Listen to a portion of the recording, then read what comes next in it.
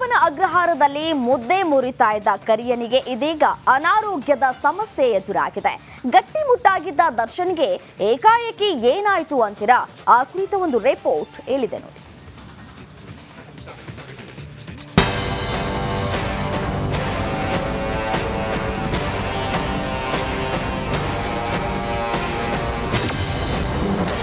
ಮೂರು ದಿನದಿಂದ ಕಾಟೇರಣಿಗೆ ಕಾಡ್ತಿದೆಯಾ ಜ್ವರ?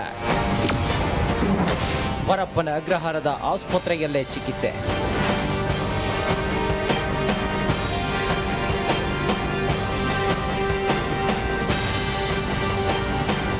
ರೇಣುಕಾಸ್ವಾಮಿ ಹತ್ಯೆ ಕೇಸ್ನಲ್ಲಿ ಡೆವಿಲ್ ಗ್ಯಾಂಗ್ ಜೈಲು ಸೇರಿ ಬರೋಬ್ಬರಿ 1 ತಿಂಗಳು ಕಳೆದಿದೆ. 31 ದಿನಗಳಿಂದ ಜೈಲಿನಲ್ಲಿ ಮುದ್ದೆ ಮುರಿಯುತ್ತಿರುವ ದರ್ಶನ್ಗೆ ಈಗ ಜ್ವರ ಕಾಡ್ತಿದೆಯಂತೆ. 3 ದಿನಗಳಿಂದ ಕಂಬಿ ಹಿಂದೆ ಚಳಿ ಜ್ವರದಿಂದ ಬಳಲುತ್ತಿದ್ದಾರಂತೆ.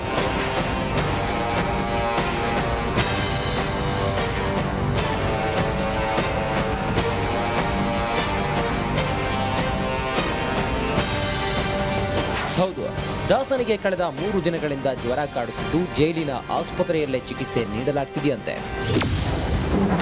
ಕೊನೆ ಸಾರಥಿಗೆ ಚಳಿ ಜ್ವರ. ದರ್ಶನ್ಗೆ ಈ ಬಾರಿ ಏಕಾಏಕಿ ಆರೋಗ್ಯ ಹದಗೆಡಲು ಕಾರಣ ಏನು ಅಂತ ನೋಡೋದಾದ್ರೆ, ರಾಜ್ಯದಲ್ಲಿ ವಾತಾವರಣ ನಿರಂತರವಾಗಿ ಬದಲಾಗ್ತಾ ಇದೆ. ಎಸಿ ರೂಮ್ನಲ್ಲಿ ಇರ್ತಿದ್ದ ದರ್ಶನ್ ತಿಂಗಳಾದರೂ ಜೈಲಿನ ವಾತಾವರಣಕ್ಕೆ ಒಗ್ಗಿಕೊಂಡಿಲ್ಲ. ಆದ್ರಿಂದ ದಿನದಿಂದ ನಿರಂತರ ಜ್ವರದಿಂದ ಒದ್ದಾಡ್ತಿದ್ದಾರೆ. ಅದೇ ಕಾರಣಕ್ಕೆ ದರ್ಶನ್ ಬ್ಯಾರಕ್ ಬಳಿಯಲ್ಲೇ ಇರೋ ಜೈಲು ಆಸ್ಪತ್ರೆಗೆ ದಾಖಲಿಸಿ ಚಿಕಿತ್ಸೆ ಕೊಡಿಸಲಾಗಿದೆ. ಆದ್ರೂ ಇಂದು ಬೆಳಿಗ್ಗೆ ದರ್ಶನ್ಗೆ ಚಳಿ ಜ್ವರ ಬಂದಿತ್ತಂತೆ. ದರ್ಶನ್ ಭೇಟಿಗೆ ಬಂದಿದ್ದ ಸಾಧು ಕೋಕಿಲಾಗೆ ನಿರಾಸೆಯಾಗಿದೆ. ವಾರಕ್ಕೆ 2 ಬಾರಿ ಮಾತ್ರ ಭೇಟಿಗೆ ಅವಕಾಶವಿರೋದ್ರಿಂದ ಗುರುವಾರ ದರ್ಶನ್ ಪತ್ನಿ ವಿಜಯಲಕ್ಷ್ಮಿ ಜೊತೆ ಭೇಟಿ ಮಾಡ್ತೇನೆ ಎಂದು ಹೇಳಿದ್ರು. ಗುರುವಾರ ಅವ್ರ ಫ್ಯಾಮಿಲಿಯವರೆಲ್ಲ ಬರ್ತಾರೆ, ನಾವು ಒಟ್ಟಿಗೆ ಬರಬೇಕು. ಏನು ಮಾಡೋಕ್ಕಾಗಲ್ಲ. ಈಗ ನಾನು ಮಾಡಿದ್ರೆ ಮಿಕ್ದವ್ರು ಬರೋರು ಯಾರಿಗೂ ಸಿಗೋದಿಲ್ಲ, ಅವಕಾಶ ಸಿಗಲ್ಲ. ಗುರುವಾರ ಇದೇ ಸಮಯಕ್ಕೆ ಮತ್ತೆ ಅಂದರೆ ಅವ್ರ ಕುಟುಂಬದ ಜೊತೆ ಹೋಗ್ತೀರಾ ಸರ್? ಹೌದು, ಗುರುವಾರ ಹಂಗಂತಲ್ಲ, ಒಂದು ಯಾರು ಬರ್ತಾರೋ ನೋಡಿಕೊಂಡು ಅವ್ರ ಜೊತೆ ಬಂದು. ಹೊರಗಡೆ ಐಷಾರಾಮಿ ಜೀವನ ನಡೆಸುತ್ತಿದ್ದ ದರ್ಶನ್ ಇದೀಗ ಜೈಲಿನಲ್ಲಿ ಕಂಬಿ ಎಣಿಸುತ್ತಿದ್ದಾರೆ. ಇದರ ಮಧ್ಯೆ ಅನಾರೋಗ್ಯ ಸಮಸ್ಯೆ ಎದುರಾಗಿದ್ದು ಜೈಲಿನ ಆಸ್ಪತ್ರೆಯಲ್ಲೇ ಸಾಮಾನ್ಯ ಕೈದಿಗಳಂತೆ ಚಿಕಿತ್ಸೆ ನೀಡಲಾಗ್ತಿದೆ. Bureau report, Republic Kannada. Darshan case ಹಿಂದೆ ಬಿದ್ದಿರೋ ಪೊಲೀಸರಿಗೆ ಹೊಸ ಟೆನ್ಷನ್ ಶುರುವಾಗಿದೆ. ಕೊಲೆ ಕುರಿತ ಸಾಕ್ಷ್ಯವಿದ್ದ ಮೊಬೈಲ್ನಲ್ಲಿ ಡೇಟಾ ರಿಟ್ರೀವ್ ಮಾಡಿಕೊಳ್ಳುವುದಕ್ಕೆ ಖಾಕಿ ಹರಸಾಹಸವನ್ನ ಪಡ್ತಾ ಇದೆ. ಆ ಕುರಿತು ಒಂದು ರಿಪೋರ್ಟ್ ಇಲ್ಲಿದೆ ನೋಡಿ.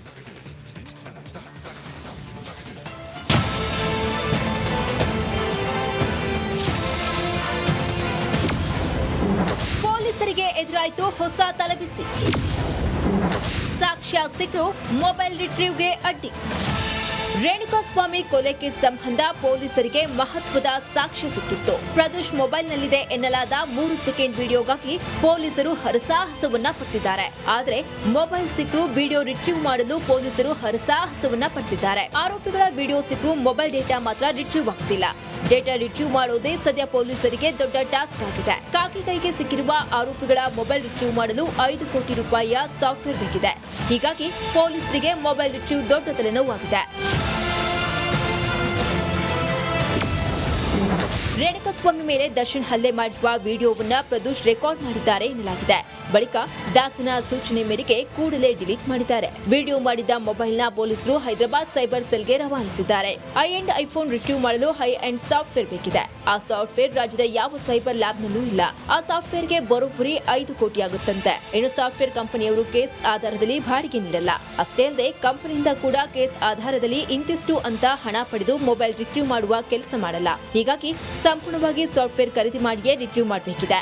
ಇದೇ ಕಾರಣಕ್ಕೆ ಈವರೆಗೆ ಅಷ್ಟು ದೊಡ್ಡ ಮೊತ್ತದ ಸಾಫ್ಟ್ ಖರೀದಿಗೆ ಇನ್ನೂ ಮನಸ್ಸು ಮಾಡಿಲ್ಲ.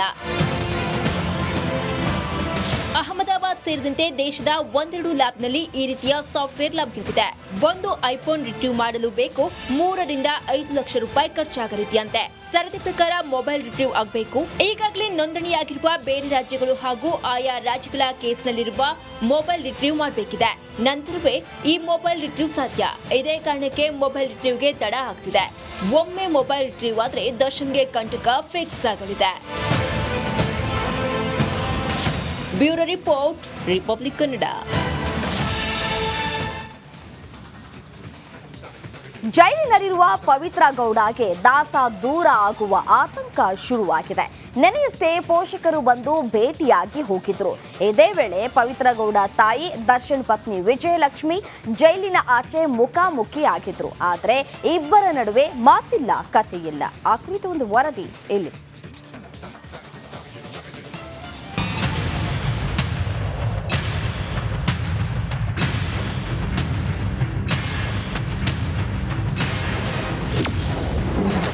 ವಿಜಯಲಕ್ಷ್ಮಿ ಪವಿತ್ರ ಫ್ಯಾಮಿಲಿ ಮುಖಾಮುಖಿ.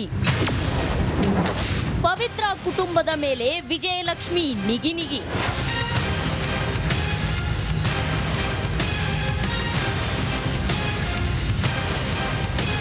ರೇಣುಕಾಸ್ವಾಮಿ ಕೊಲೆ ಕೇಸ್ನಲ್ಲಿ ಡಿ ಗ್ಯಾಂಗ್ ಪರಪ್ಪನ ಅಗ್ರಹಾರ ಜೈಲಲ್ಲಿ ಮುದ್ದೆ ಮುರಿತಿದೆ. ಜೈಲೂಟಕ್ಕೆ ದಾಸ ಕಂಗಾಲಾಗಿದ್ದಾನೆ. ಮನೆ ಊಟ ಇಲ್ಲದೆ ಸೊರಗಿ ಹೋಗಿದ್ದಾನೆ. ಅಲ್ಲದೆ ಜೈಲಿಗೆ ಬಂದ್ಮೇಲೆ ದರ್ಶನ್ಗೆ ವಿಜಯಲಕ್ಷ್ಮಿ ಮೇಲಿಂದ ಮೇಲೆ ಭೇಟಿಯಾಗಿ ಧೈರ್ಯ ಹೇಳ್ತಿದ್ದಾರೆ. ನಿನ್ನೆಯೂ ಪತಿಯನ್ನ ಭೇಟಿಯಾಗಿ ಮುಂದಿನ ಕಾನೂನು ಹೋರಾಟದ ಬಗ್ಗೆ ಚರ್ಚಿಸಿದ್ರಂತೆ.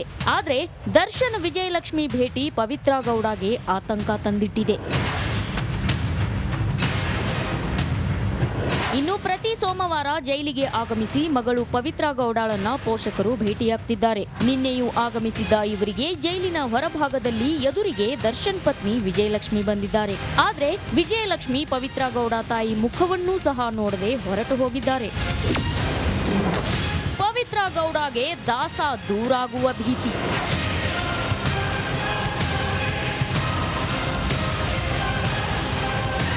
ಜೈಲಿನಲ್ಲೂ ದರ್ಶನ್ ಹಾಗೂ ಪವಿತ್ರ ಗೌಡ ಭೇಟಿಯಾಗಬಾರ್ದು, ಮುಖಾಮುಖಿ ಆಗಬಾರ್ದು ಅಂತ ವಿಜಯಲಕ್ಷ್ಮಿ ವಿಶೇಷ ಕಾಳಜಿ ವಹಿಸಿದ್ದಾರೆ. ಆದ್ರೆ ವಿಜಯಲಕ್ಷ್ಮಿ ಪದೇ ಪದೇ ದರ್ಶನ್ಗೆ ಭೇಟಿ ಆಗ್ತಿರೋದ್ರಿಂದ ಪವಿತ್ರ ಗೌಡಗೆ ದಾಸ ತನ್ನಿಂದ ದೂರಾಗುವ ಭೀತಿ ಶುರುವಾಗಿದೆಯಂತೆ.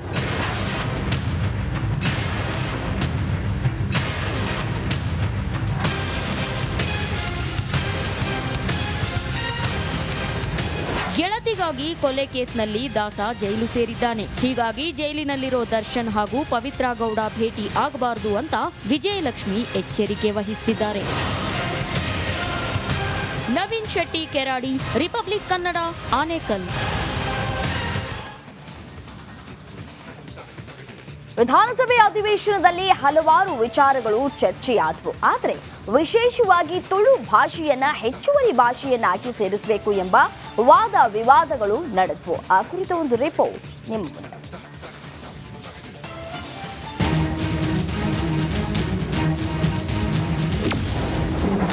ಸದನದಲ್ಲಿ ಮತ್ತೆ ಸದ್ದಾಯ್ತು ತುಳು ಭಾಷೆ. ರಾಜ್ಯದ 2ನೇ ಅಧಿಕೃತ ಭಾಷೆಗೆ ಒತ್ತಾಯ. ತುಳು ಆ ರೀತಿ ಉಂಡು ಬಣ್ಣದ ಮಾತೆರಗೆಲ್ಲ ಗೊತ್ತಾವಡು, ಸದನ ಗೊತ್ತಾವಡು, ಅಭಿಪ್ರಾಯ ಉಂಡು ಸಭಾಧ್ಯಕ್ಷ. ಅರ್ಥ ಭಾಷೆ ನಮಕ್ ಒಂಜಿ ಪಂಡು ಅರ್ಥ ಗೊತ್ತಾಗ